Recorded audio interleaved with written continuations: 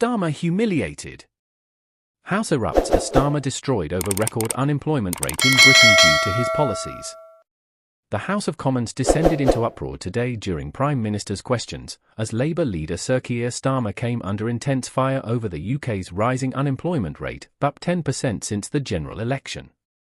In what became a fiery exchange, Starmer was accused of overseeing a rapid decline in Britain's job market, with critics blaming his economic policies.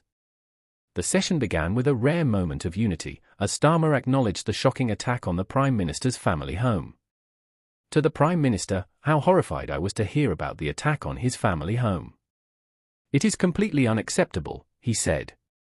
I think I speak for the whole House when I say that this wasn't just an attack on him, but on all of us and on our democracy. Yesterday we learned that unemployment is up 10% since the election, Starmer continued. Why does the Prime Minister think unemployment is rising on his watch? Prime Minister Rishi Sunak responded with both a defence of his government's record and a scathing rebuttal.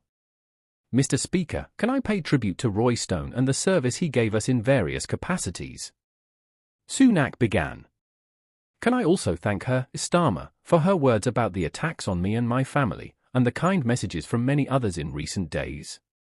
She's absolutely right, it was an attack on democracy. Mr. Speaker, she comes here every week to talk the country down. We've got 200,000 new jobs, record investment, and 4 interest rate cuts, the Prime Minister claimed. Contrast that to the disastrous Liz Truss mini-budget, inflation through the roof, and a £22 billion black hole. Starmer hit back sharply. I'm not sure the Prime Minister even knew unemployment was up. There's no point blaming everyone else. The Conservatives reduced the deficit every year until the pandemic, doubled the personal allowance, created 4 million extra jobs, and left the fastest-growing economy in the G7. She continued, let's look at Bealls, a 180-year-old department store in Dorset. They survived 2 world wars and the winter of discontent, but they couldn't survive this Labour government. Bealls is having, and I quote, a Rachel Reeves closing down sale. What does the Prime Minister say to all the people who have lost their jobs? The Prime Minister maintained that investment and trade deals were improving the country's prospects, dismissing Labour's criticism.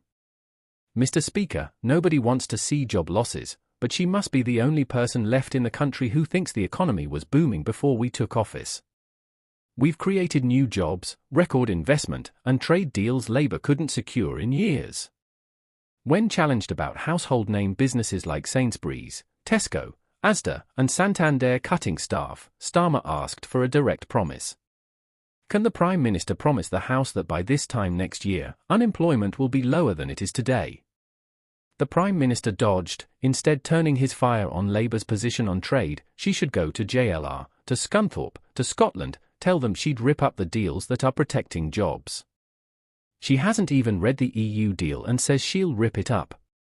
But Starmer didn't relent, so, no promise to get unemployment down. That's because he knows it'll get worse. Hospices like Farley need £250,000 more to pay his jobs tax. How does he expect them to pay for that? Sunak claimed his government had delivered £100 million for the sector and dismissed Starmer's critique as empty.